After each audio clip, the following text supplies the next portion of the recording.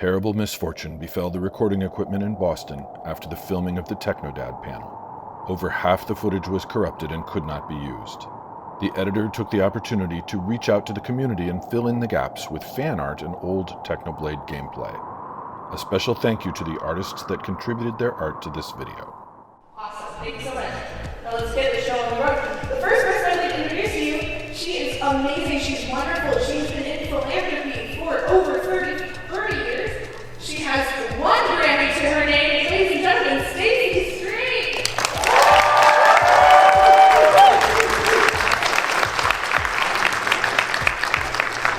And I know you guys all will be excited for this next part. I am too. I am so pleased to announce for the first time ever live in person, we have the father of the Blake. Ladies and gentlemen, can I get a hand of applause for Technodad?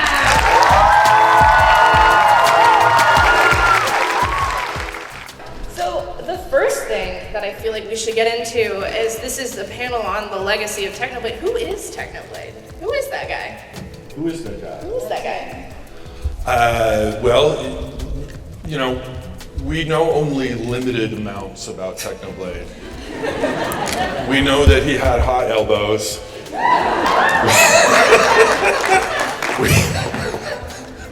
I'm sorry.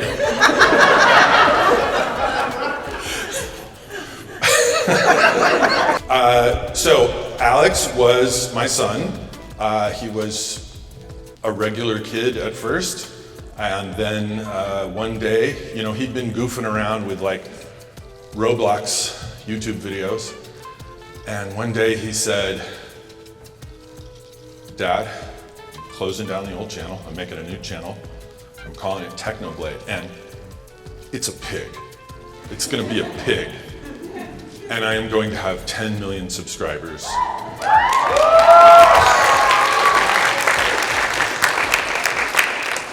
So what was one of the craziest, like what was the moment in his like kind of career that you started to like kind of get like, oh, okay, how we doing a thing today? Well, so there are two events that were kind of like key events making me realize like something is happening here. So there was this day he's like, "Dad, I need a steering wheel." I'm like, "You gonna start doing racing games now?" And he said, "No." So the beating Minecraft hardcore with a steering wheel, you know, was a 9-hour stream, and then later he did a 20-minute highlights, and that was kind of his first viral hit, his first catch fire. And when that hit 4 million views, I was like, huh. and I called up all my friends and let them know. The other thing that really blew my mind was, you know, I've been on Reddit a long time, and I was tooling around on Reddit, and I came across a picture of, I believe it was 5 people at a con, all of whom were dressed up as a pig with a crown and a red cloak. And that just blew my mind. It's like people are dressing up like my boy's game character. What is happening to my life? I don't understand. So Technoblade had a really, really active presence in the fan community, especially in the fan art community. Yes. What are some like? Did you see much of that while he was really active, or is it kind of like post that you've kind of seen more of that? It's been more post. When he was, so it's sort of an interesting thing because, you know, when Alex was like doing the thing, I was a little bit careful about how much like dad to put into what he was doing, and I thought the right amount was somewhere pretty close to 0. Because, you know, I mean, I'm sure many of you have had the experience of having a parent standing right over your shoulder watching what you're doing. It doesn't like foster creativity or freedom of thought or whatever. So I kind of just like let him do his stuff, and then sometimes bumped into things like Technoblade cosplays on Reddit. Yeah. So not a ton. Stacey, how much were you aware of the activity within the fan community surrounding his work? You know, not as much as I am now. I just felt so privileged to be able to be part of this family, and once I started learning more, he was really pretty quiet around me. I was the stepmom, you know, so it was a little bit weird sometimes, but I was super proud of what he was able to do, and it was really exciting to end up being part of this world and getting to know what all of you enjoy and appreciate about him. So when he received his diagnosis, a lot of us kind of expected him to kind of pull back really, really heavily from the internet and the community, but he didn't. He threw himself a lot into fundraising for the Sarcoma Foundation. Yeah. What were your thoughts on that? Did you agree with his decision to like lean really heavily into advocacy and fundraising, or were you like, hey, maybe like take a minute? Wow, that's a deep question. Well, so sort of to reiterate, I generally trusted him to run his YouTube career himself, because clearly he was very good at it, certainly by that point. And I always thought of myself as a support role for what he was doing, if I was getting involved at all. I think the place where that question becomes most relevant is in like the last 3 months, because as we got towards the end, his focus became, he wanted to do, just breathing deeply here, he wanted to do one last video because he really cared a lot about you guys, and he really wanted, oh boy, he really wanted to say goodbye, you know? And that was really important to him, and we went through a lot of work where I would bring in a camera and I would say, we could shoot it here, you could address the camera from here, and we tried different things. And there were a few things going on. One was, his health was really headed out the window, so that really impacted what he was able to do.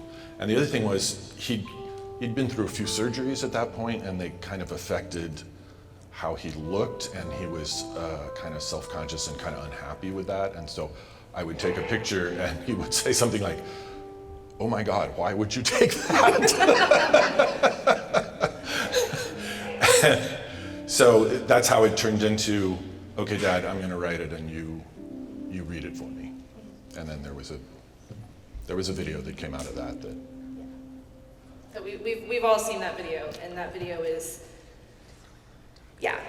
Let's move into a lighter-hearted question, just really quick. Just take a little detour from that.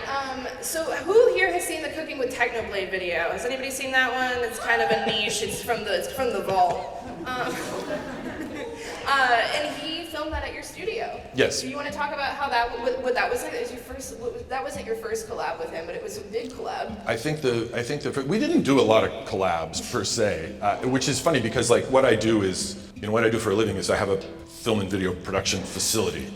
Like I literally have a place that's designed to shoot videos in, and we have the lights and the equipment and so forth. And he rarely left his bedroom at home. I mean, literally. So we did a few things, one of which was, I think the first one was YouTube sent me a thing. But Cooking with Technoblade was a classic. And he didn't, I forget why he picked the studio kitchen. We could have done it at the at-home kitchen, but he didn't want to do that for some reason. The thing, just a little divergent story, but this is so in my heart. Have any of you guys heard of this guy, Tommy Innit? So, like 9 days ago, he was in San Francisco, and I picked him up at the venue he was doing How to Be a Billionaire at, and we drove to my house, and he got to see Alex's old setup, the desk, and I took him to the studio, and we did a few different things, and we went upstairs, because I was looking for a mic that ultimately I would never find.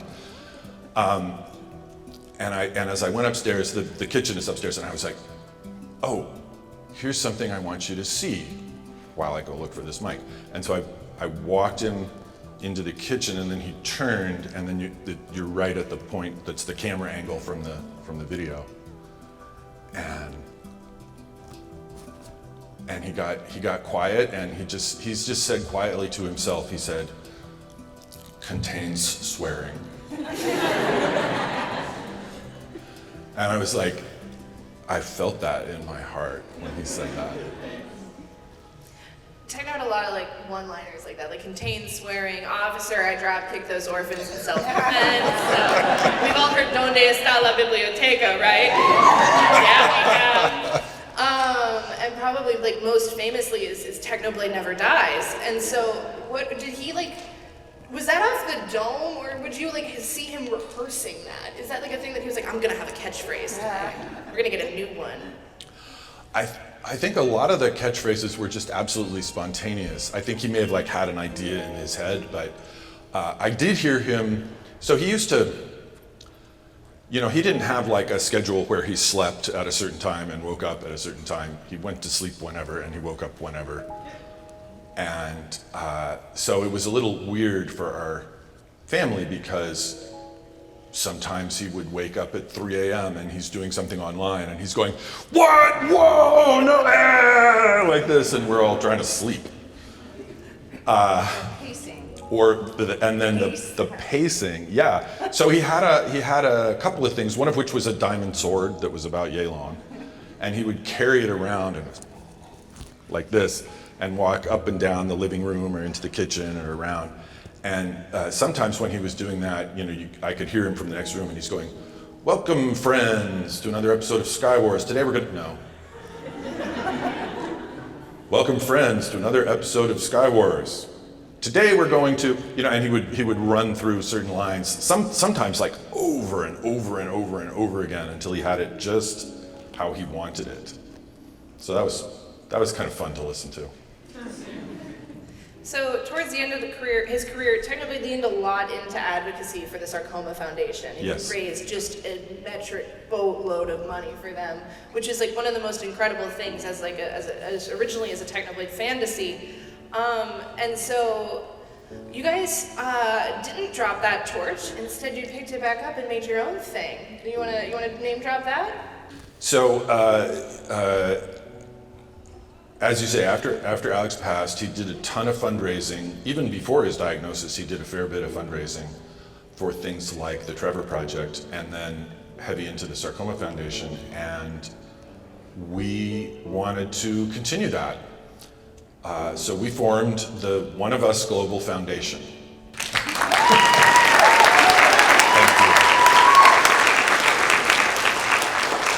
Which we are very excited about, and the story of the name, you know, we were looking for, what are we going to call it, you know, and for various reasons, which I might come back to, the Technoblade Foundation did not feel right to us because, for one thing, we wanted it to be bigger, and so we had a hard time with the name, and then one day I had this brilliant idea. I said we should name it after something that the community says, like, to us, rather than, instead of it being something we're telling you guys, it should be like something we're hearing from you. So I went to Stacy and I said, Stacy, I have got the greatest idea.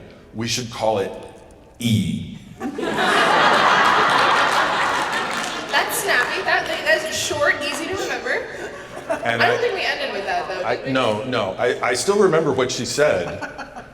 She said, no. So I thought about, I know this sounds like I'm telling a joke, but this is actually how it went down. Really? So I thought about like other things people say, and then it was like, oh, wait a minute. One of Us. That's a good name, and that's something I still hear all the time. So yeah, that was our name. So Stacy, you have over 30 years in nonprofit work and philanthropy, which, like, holy moly, that's crazy. Do you want to give us a rundown on the foundation's mission, just for the folks at home who might not be super familiar?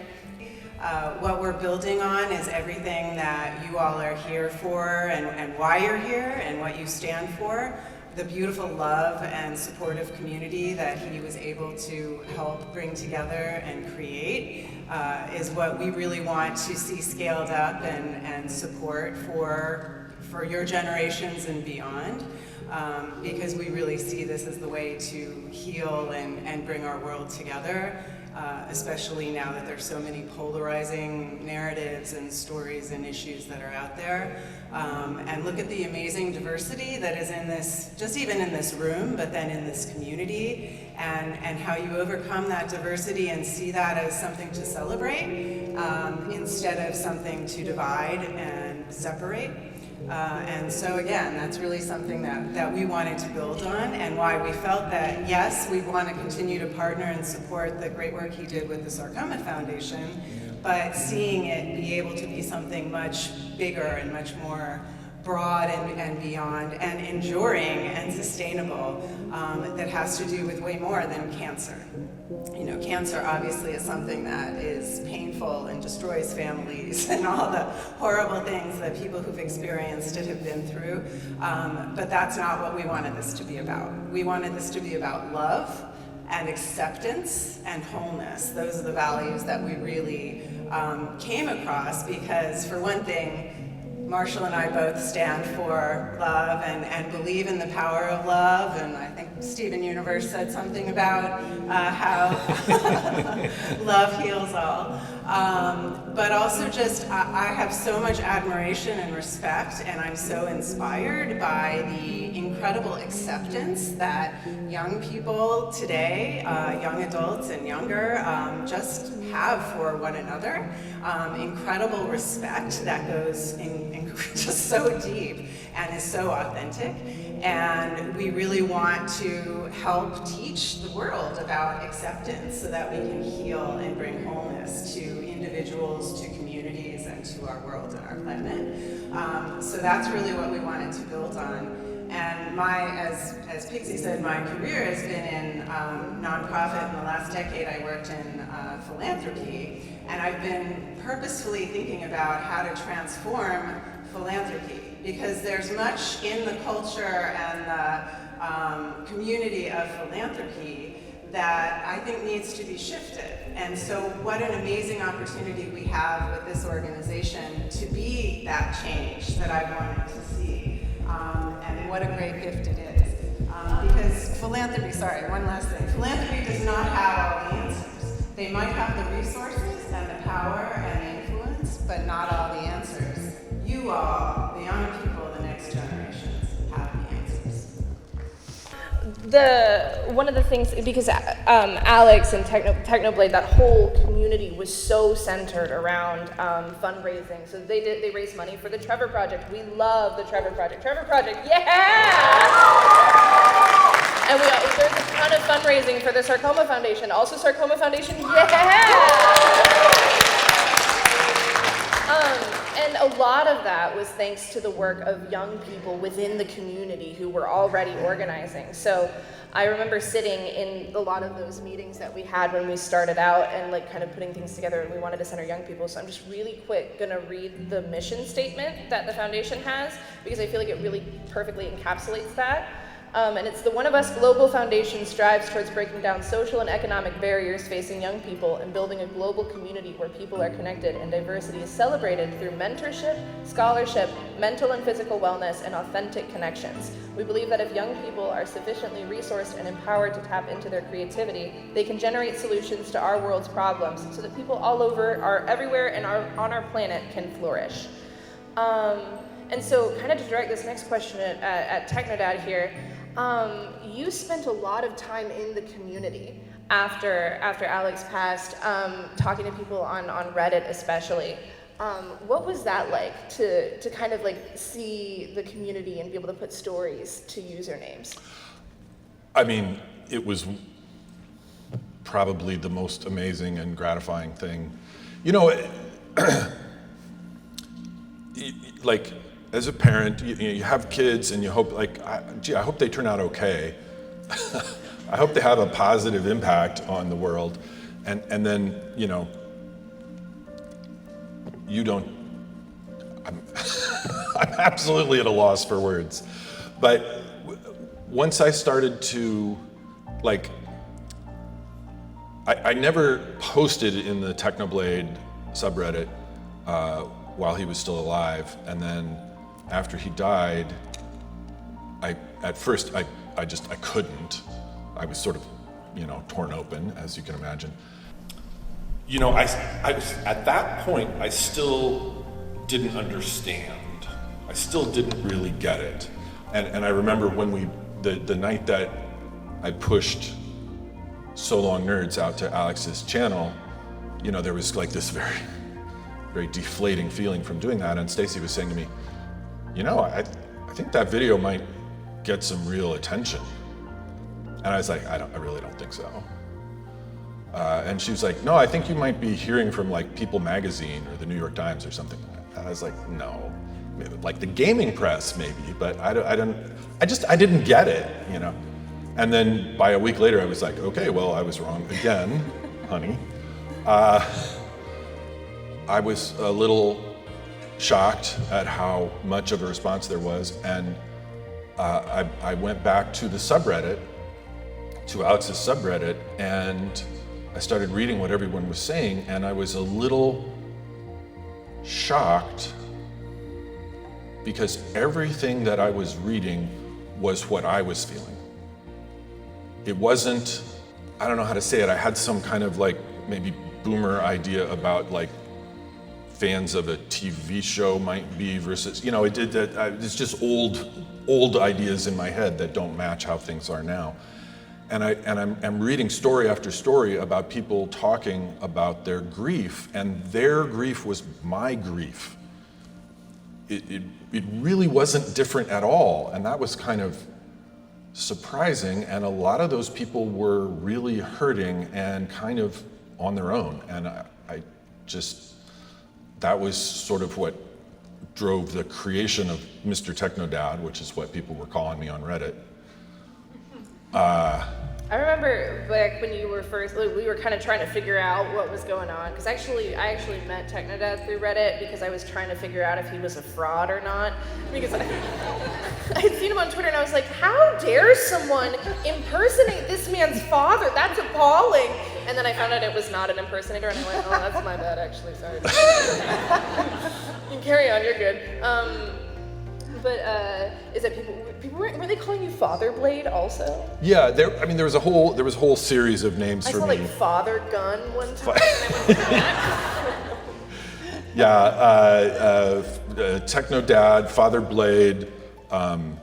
There was some old tweet somebody pulled out where Alex referred to me as a gun rather than a blade. Mm-hmm. So there was all different variations, but Technodad was the most common one, and it was also the one that felt best to me. And then it turned out there was a channel on YouTube already called Technodad. But sometimes people called me Mr. Technodad, and that handle was free, so I'm all over that. What the heck, other Technodad YouTube channel? Wow. No, he's actually he's like a dad who gives like tech tips. He's great. So we've talked about like the effect of Technoblade's legacy on your guys' life, and we've talked about what the foundation kind of is. How has the foundation impacted your guys' lives? Can you just think of like one example of something that the foundation has done in your life that you were like, whoa, okay? Well, the one thing that comes to me is just how amazingly uplifting, inspiring, energizing everything that has to do with working on this foundation has been for me. I spent a whole career working in nonprofit, and that work has often been rewarding and fulfilling, but always challenging, hard, sometimes facing barriers that feel insurmountable. And I will say, what I feel with this group and what we're starting to build is that anything is possible. It is a beautiful emergent space where, what is being sourced is creativity and joy and love, and it's a beautiful thing. And I know that sounds really woo-woo, but it's really completely unique from any experience I've had before. And that's what I want to replicate. That's what I want to see other people be able to experience. Marshall and I are so lucky because we have We have a love that feels very easy and is rewarding and is based in full potential. And I'm going to make Pixie gag right now, so I'm really sorry. I thank you for bringing that all the time.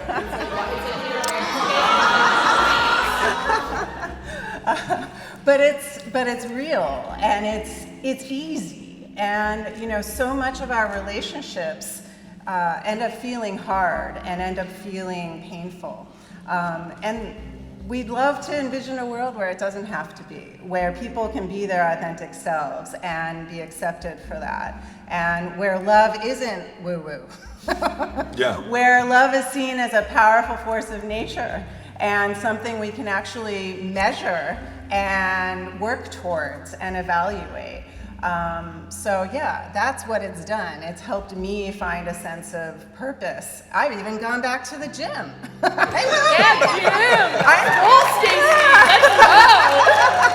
I'm taking care of myself because, you know, how can you take care of other people if you don't take care of yourself? How about you, Technodad? What's one thing about your life that this foundation has changed for you, do you think? So I mean, the most obvious thing is just the connection with more and more people, especially the young people, because we've got these various groups, some of which you lead, and it's a lot of folks about your age, and just, you know, being on a Zoom meeting with a whole bunch of those people and hearing these ideas, kind of like everything everyone brings to the table, it just feels amazing. It just feels crazy good. And as like Stacy says, so you are worthy of love. It's a sentiment good enough to put on a t-shirt.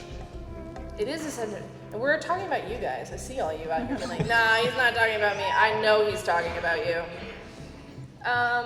So we actually, just like very, very briefly, the foundation is so diverse. We have members of our youth advisory committee and our board of advisors who are all over the globe, including a couple of them are in here right now. So shout out to you guys. Thank you so much.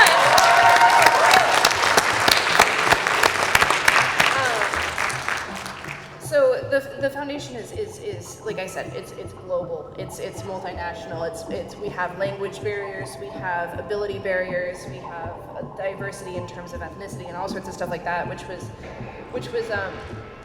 was no easy task, and it means that there's like a lot of like barriers that a lot of these young people who now work with us had to overcome to get a seat at that table, just because like technology and language and stuff like that, that's so difficult. So if you guys had one piece of advice that you could give to a young person who is trying to make a positive change in their community or was trying to get into philanthropy or nonprofit, what would that be?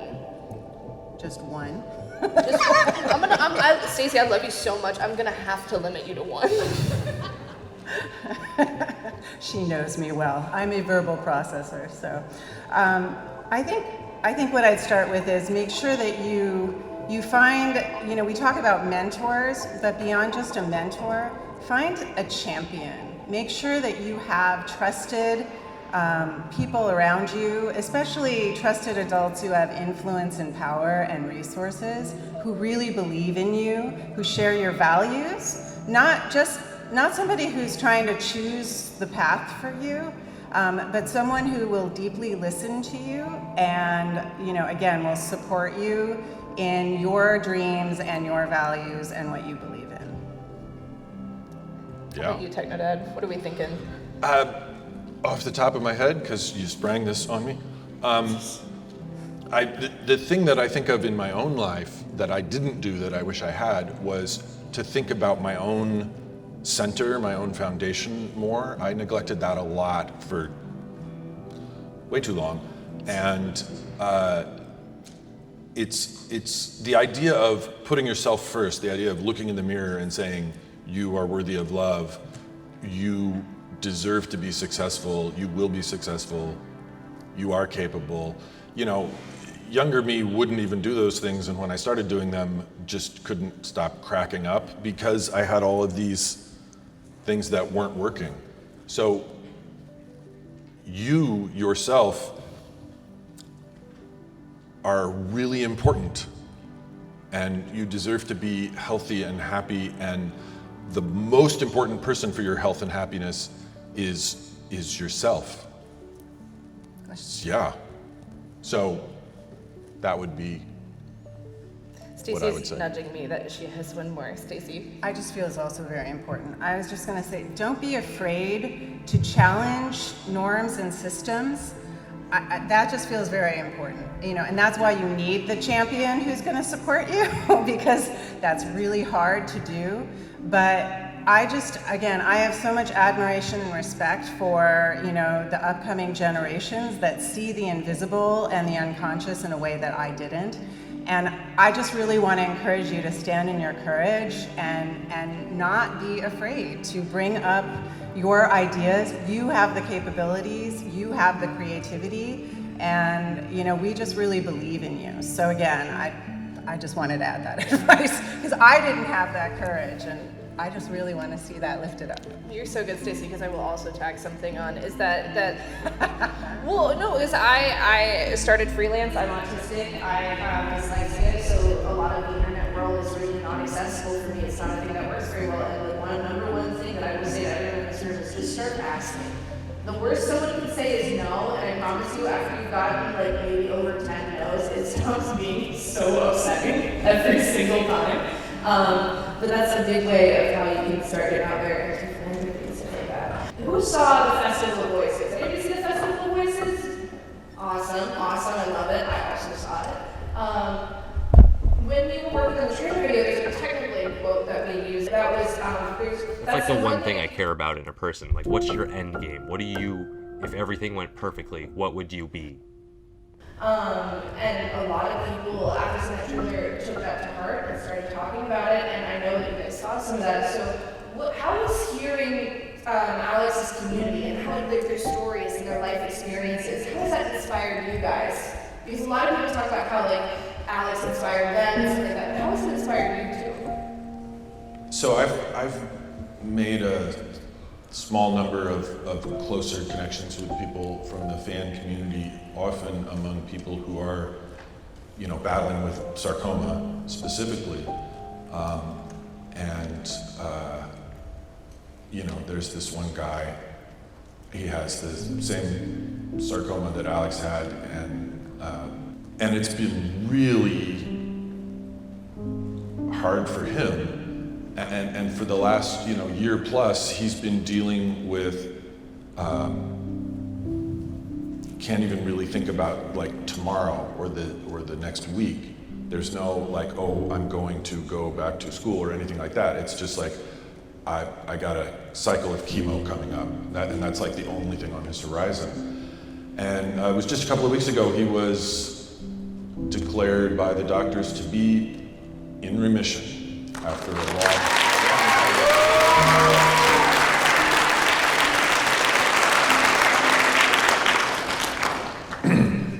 And I remember in the first week talking with him, he was just now what?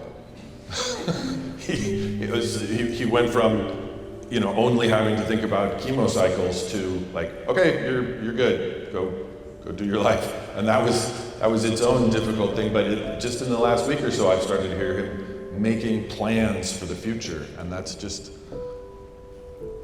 amazing. I get to follow that up. How are you supposed to follow that? That's incredible. That's amazing. It's thanks to people in this community, to you guys who are out there, who participated in a lot of that fundraising, who helped with the beds for the blades, stuff like that, and the sarcoma fundraising, stuff like that, are why people like that get to make plans for next year. So don't sell yourself short in your participation in the technical aid community, because your presence moves mountains. It makes tomorrow for people. Beautifully said. I think for me, what I am so inspired by is the courage, is the innovation, is the organization too. I mean, that's the other thing. I think us adults can learn a lot from people right now, particularly in these online communities, of how you organize and communicate and work together. Just within decision making is something that's we are innovating in our own organization because of the way that young people just know how to get stuff done. It's really remarkable. But then the stories, the amazing courage that people have had to share their stories vulnerably and authentically with us, it has been a beautiful thing. At times overwhelming, but it's really a gift and a privilege that we are so grateful for. And it's really helped our family be able to get through a really challenging time, to know that we share the support and love with all of you. So we talked about Technoblade, we kind of talked about the foundation as two kind of abstracts. How are they married together? How does the foundation bolster Technoblade's legacy? So that was something I wrestled with a lot, is it's like, do we call it the Technoblade Foundation, etc.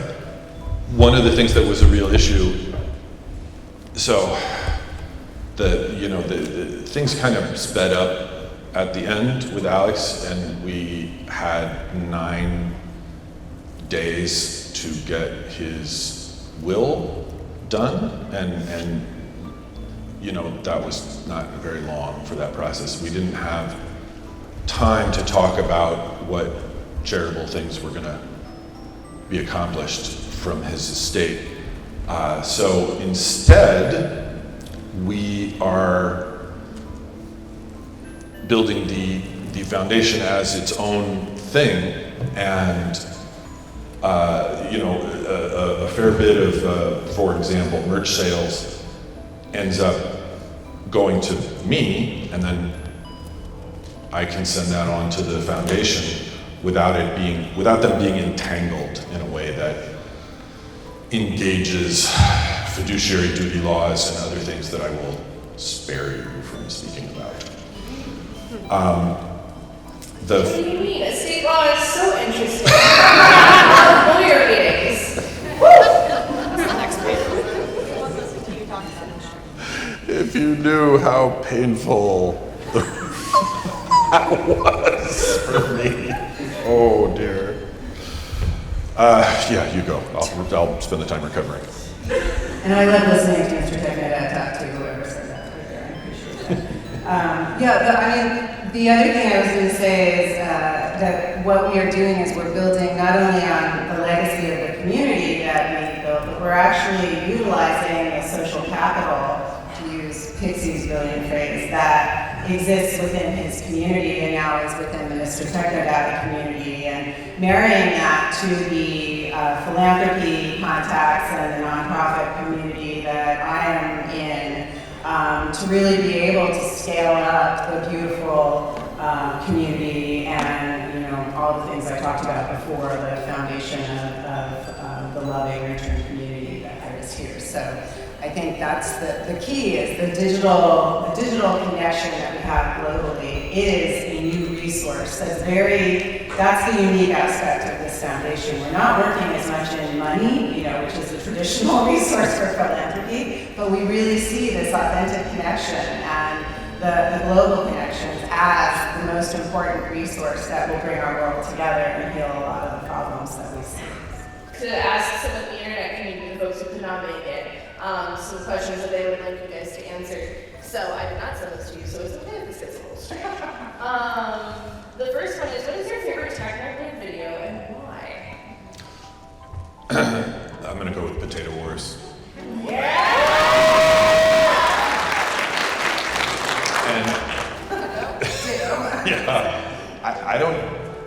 If to anyone who's ever seen Potato Wars, I don't know that I have to say why. It just is. I'll say what was great about it was that was happening during, we were in the house during that time. We were all there. We had no idea that's what was happening. So when we saw the video, it was so cool. No, that also saying, because obviously Whatever you do, don't reveal all your techniques in a YouTube video. You fool. You moron. We have another one, and I think this is a good segue to a little side character in this. Is, what's your favorite animal? Oh, well, it's gotta be Floof. Yeah. No way, it's pumpkin. Okay. You guys know Floof and Pumpkin, right? You know the cat dog? Can I get a cheer for Floof?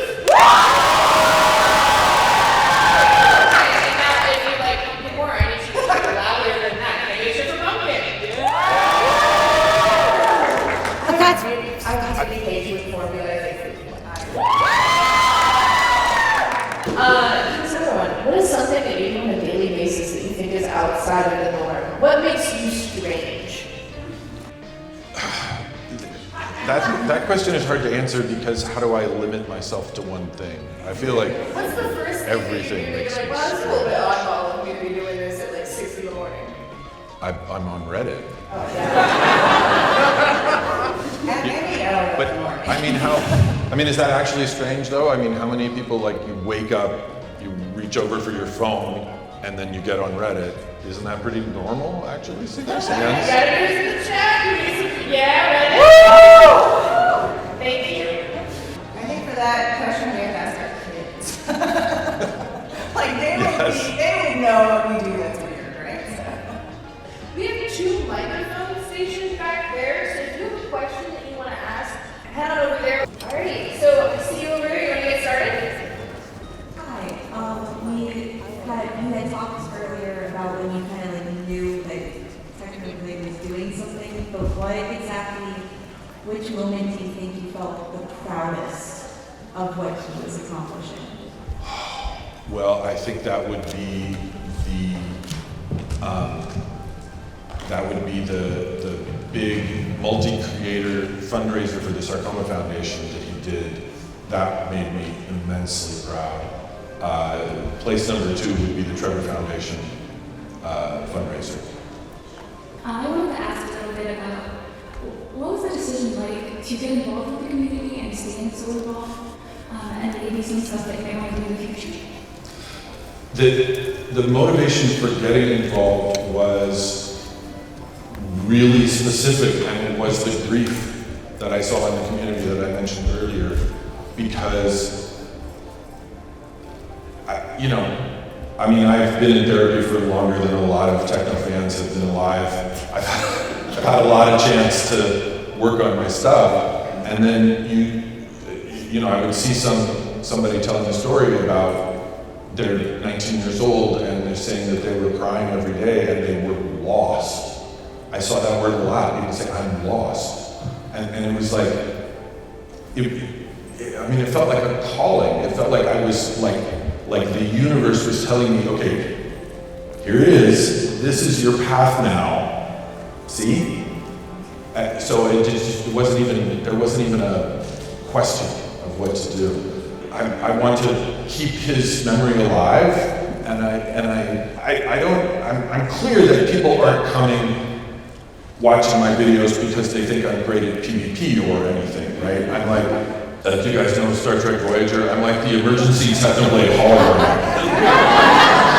Please state the nature of the Technoblade emergency. I'm not the Technoblade that you wish you had, but I'm gonna do the best I can. During the potato war, Techno had like all these like crazy tactics that he did to switch it, and some of the stuff seems quite absurd and actually believable in terms of how Techno described them. What do you think was the craziest thing that Techno did throughout that potato war? Well, he had all of this crazy, sophisticated numerical analysis of how everything worked, but I don't think anything compares to, I'm going to take 3 months and spend 11 hours a day running up and down some rows in Minecraft. He literally 11 hours a day. We didn't see him hardly at all for months because he was sleeping and farming potatoes, and that was it. And he was kind of resenting the sleeping. Delivered food to his door. Yes. What was your favorite video that you were in? There was the time that there was that one video where he muted the wrong mic, and the story there was that my family tends to go off in different directions, and there's a small number of things I like to do where, as dad, I am insisting that we are all going to, and in that case it was buy a Christmas tree for the living room. And I always like to have everybody present for that, and there was a morning where this kid had to have this done by 10, and this kid needs this thing happening at this time. And I knew Alex was gonna do streaming that day, and so I'm frantically trying to make everything all line up. And then when I get all the other kids lined up, I go into Alex's room and I spoke on mic, as it turned out. And you can hear in my voice my disappointment as I realize he's going to be streaming for the next 4 hours, and my dream of a unified family Christmas tree purchase just died. And a lot of people online interpreted that as some kind of like, I'm disapproving of his streaming career, which that's not what it was. I just wanted a little bit of family time. Most years that worked out great. Didn't work out great that year.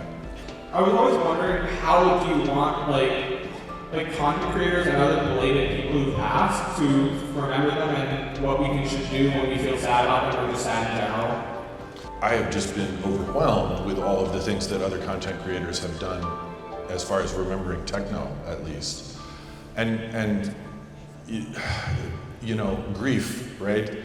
We will all experience grief and loss in our lives. And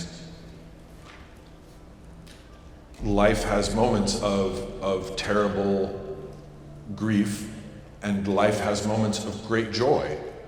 And we can't push any of those things away. I mean, maybe we can say, let's wait until next month for that because I've got this thing going on, but we can't make them stop. We can't make them not happen. And so you have to, everything in life you have to go into. You have to embody it. You can't escape from the needs and the emotions that we have. And so I would say, if you are feeling grief, cry. Feel it. And feeling it lets you move past it. And that's a drag, because doing that, feeling it, hurts. Yeah, it hurts, but there's no escape. I haven't announced this publicly, but I'll just tell you guys, I had another death in my family quite recently. That made me think a lot about the nature of grief and how much grief I was going through, which was more than I would like. But there was thanks to the fact that I married well, I was reminded of the importance of gratitude in dealing with this stuff.